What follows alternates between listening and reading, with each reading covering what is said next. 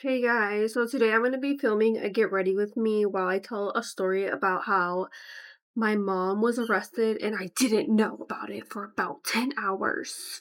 Dun dun dun. Yeah, so I'm going to be doing this little makeup look. It's nothing crazy.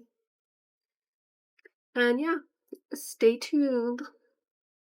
Telling you guys about the time that my mom got arrested and I didn't know about it for about 10 hours and I legit thought she was missing. She forgot about me. And I didn't know what to think. To be honest, I did think bad stuff, but I didn't have any evidence. I was really mad at her because I literally thought she fucking forgot about me. Turns out she was in jail and my little siblings were in the hospital. Yeah, this gets crazy. I remember this day somewhat well, just because of like what happened, but it all started off pretty normal. Like I had gone to school. I and nothing really happened at school. It was like a regular day, but I would always wait for my mom across the street of my high school. And my mom being late was like nothing new to me. Like she would often be late, so I was like, whatever. Like she's probably just late. But then time kept going by, and I was like so angry. And she would answer her phone, and also such a normal thing for my mom, like to not have her phone like charged or with her, like she forgot it, like no answer. So I was not really stressed for like about an hour. Literally, I don't know how the fuck. I'm so patient. But I was standing there just waiting, and nothing was. She was answering. She wasn't coming, and I literally just kept waiting for like 2-3 hours. I believe like she's gonna come. I was waiting because I didn't want to walk home, and I didn't have any other like way to get home. Like I don't know why I didn't just call family, but I was like, bro, what the fuck. So 3 hours went by at this point, and the sun was starting to go down. I was like, fuck, like I don't think I'm gonna pick it up. So I decided to start walking home, and it was like a 2 hour walk to be honest. Like I was like, I'm a McClatchy, which is like by Midtown. I had lived like on 47th Avenue, 47th. So it was a walk. I had to fucking cross bridges, like walk so long. But I ended up walking, and the whole time I was like so ready to cuss out my mom. I was gonna like yell at her and be like, "Bro, what the fuck is like? Why would you do that to me? Would make me wait or like not even call me." But when I got home, she was at home. No one was home. I didn't know where anyone was at. Like none of my family was there at the time. It was just me and my siblings. And when I got home, I was like looking around. I didn't have the key to the house, so I was like locked out, and I was like wanting to cry because I was so tired. I was angry. My mom wasn't answering. Like I didn't know what the fuck was going on. And then I went to my neighbor's house and I knocked on her door because her and my mom were like kind of friends. And I told her what was happening and I asked her like if I can use her phone to call. I don't know if I had called my grandma or my aunt. I called one of them and then I told them what was going on. And yeah, they got worried. So eventually I don't know what the fuck happened, but we ended up finding my brother. I think he had crossed the street and gone to like a different neighbor's house because I guess my brother was with my mom when the whole problem went down. They didn't go to school that day. Only I went to school that day. He was like a little kid. And yeah, and then I found my brother. We connected with one of my aunts, and she said she was gonna come pick us up. And then my aunt came. I was with my brother, and then our neighbor. And then at some point, my aunt's like calling my stepdad, which didn't live with us at the time, and like asking if he knew what was going on. And I don't know who figured it out, but I think it was my stepdad. I think my mom probably called him and said that she was in jail. Like she had gotten in a car accident while drunk. She had fallen asleep at the wheel. So yeah. And I was like so freaked out because like I didn't know what happened. I just kind of knew it was like really bad because she had like drug problems, but she still has them. But yeah, and that day I guess she hadn't slept for 3 days because she was on drugs, and then she ended up drinking and she fell asleep at the wheel, which was actually insane. And she had my 1 month old sister in the car with her and my 3 other little siblings, and the car flipped. We were like on the bridge, and the car flipped, and she ended up trying to flee the scene with the kids, and some lady had to stop her. And then when the cops got there, she got arrested because obviously she was kind of dark. So I guess that's what happened. And the crazy thing is, like, my little brother, who I found at a neighbor's house, was supposed to be with her that day, and he was supposed to be the passenger side in the front. But that side, when they found the car, was like all crushed in. And if he was in the car, he would have probably died. That's how bad it was. But the only reason that didn't happen is because at his little age, he like, noticed that my mom was too drunk and he didn't get in the car with her. The other little siblings are too small to even, like, comprehend what's going on. So he got on his scooter and, like, was like, "Fuck no, I'm not gonna get in the car with you. Like, you're hella drunk." And to this day, I think that's the reason, like, why nothing happened to him. And I don't know, I think that's insane that my little brother was able to tell at, like, that age that, I'm almost too intoxicated to be driving, so he wasn't gonna risk it. Like, even me, I don't think at that age I would have been able to know. Yeah, that was insane. So, okay, so I didn't want to tell the whole story because I wasn't really finished getting ready. I really just started. So, yeah. Um, I remember that day was just, like, really crazy because my mom already had, like, gone in trouble with the law before, and, like, especially, like, with having custody of her kids. So this was not a good look because she was drinking and driving. Like, it wasn't a regular car accident. Like, she was under the influence. So this definitely affected her custody status. So she lost custody of all of my siblings and I that day, which honestly, good because I didn't want to live with her. She was not a good caretaker, to be honest, because of her drug use. Um, don't say that often, but I'm gonna be real honest. That's how I feel about it. Um, I was always stressed when I lived with her, to be honest. Girl didn't. Girl is stressful. Yeah. So that day she lost custody of all of. I think it was like 6 of us at the time. And when it clicked in my head because I was like, fuck.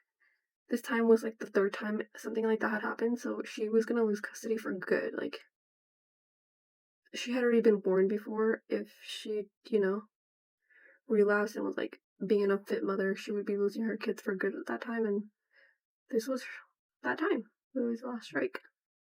So, yeah, I knew that we were like, end up going to foster care for good, and then eventually probably going up for adoption. But I was like, damn, who is gonna want to adopt us? Like, no one's gonna want to adopt everyone. And also, like, who would get adopted? What would be in the foster care? Like, what was going on? Because we already had been in foster care when we were separated before, so it was not a fun time. Um, yeah, so, like, I kind of realized that's what was gonna go on, and it was, like, really sad because we'd have to. I I didn't really care about my mom, but I didn't want my siblings to be separated, and um, yeah, I just didn't want to be in foster care with people we didn't know, especially because they were so little, and I, you know, just wanted to be with my family. Eventually, my grandma ended up picking us all up. No, I think we had gone to foster care that night. I don't remember. But my grandma ended up taking us in because she realized what was going to go on. Like, that my mom was going to lose custody forever. And so she was like, I'll take them into my home. And then, yeah, we had gone with my grandma. And the hard thing about that was that, like, she only had a 2-bedroom house. It was 6 kids. My aunt, who was still minor at the time, lived with my grandma and then my grandma. So it was 8 people in a 2-bedroom house. And, like, I'm not trying to be racist, but, like, Mexicans, sometimes they live with a lot of people. So, like, none of us were really tripping. Like, we were fine. At least we were together. And, oh, my 1-month-old sister and my other siblings in my car weren't even fucking buckled in. The car flipped and nothing happened to them. And nothing happened to my mom. But, like, isn't that fucking crazy? Like, what?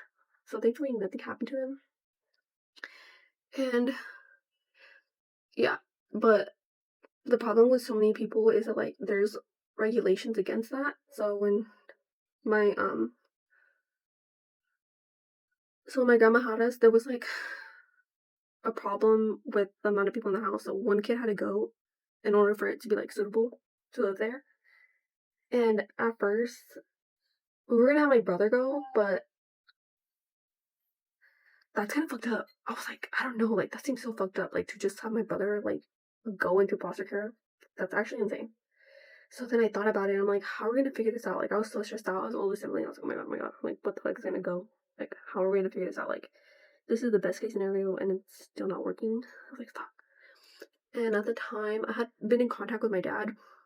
I didn't really live with him ever before, except when him and my mom were together when I was little. That was a while ago, and I only talked to him on Facebook again. Like, he would come visit me.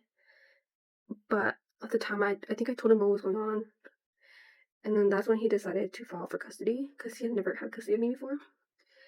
And so I decided that I'm the one to leave, and my brother could stay with my grandma, and no one would have to go to foster care because their dad wasn't in their lives. It was only like my dad, and the little kids were too little to go anywhere. Like I did not want the little kids to go into foster care.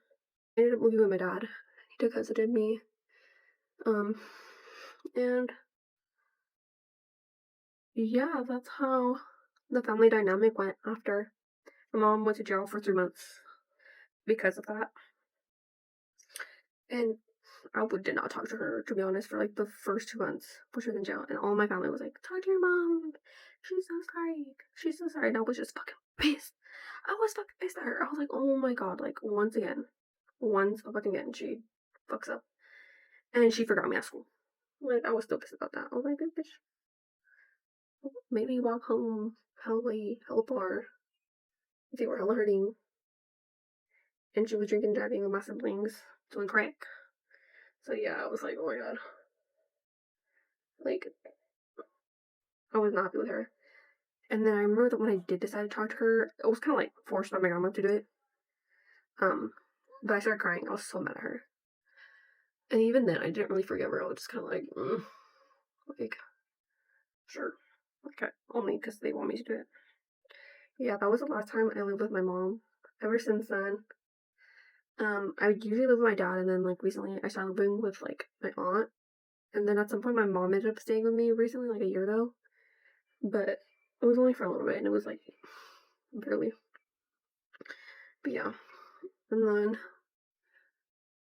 yeah, my grandma ended up fostering my siblings and then eventually adopting them.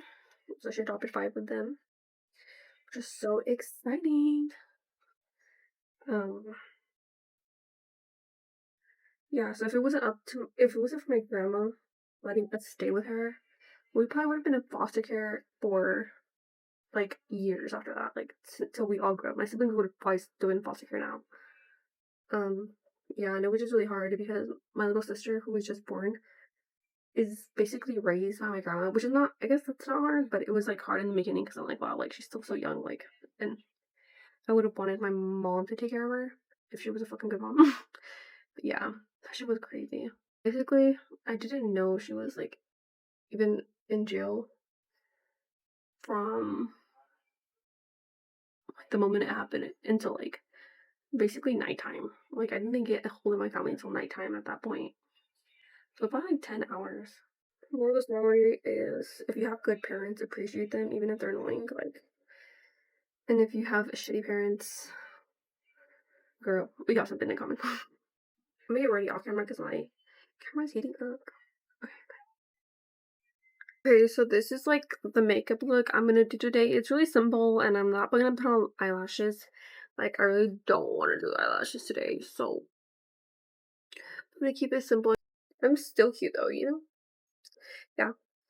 Um, but yeah, I hope you guys liked the story. It was a little bit, it's not really trauma anymore because I'm kind of over it, but it's something, it's just a story to tell about like a crazy thing that happened in my life. Thankfully, all of my siblings are now safe and sound and cared for properly by like a clean, organized woman that loves to feed them. AKA my grandma. I'll let you guys go, and I hope you have an amazing day. And yeah, I wish you guys luck. And see you in the next one.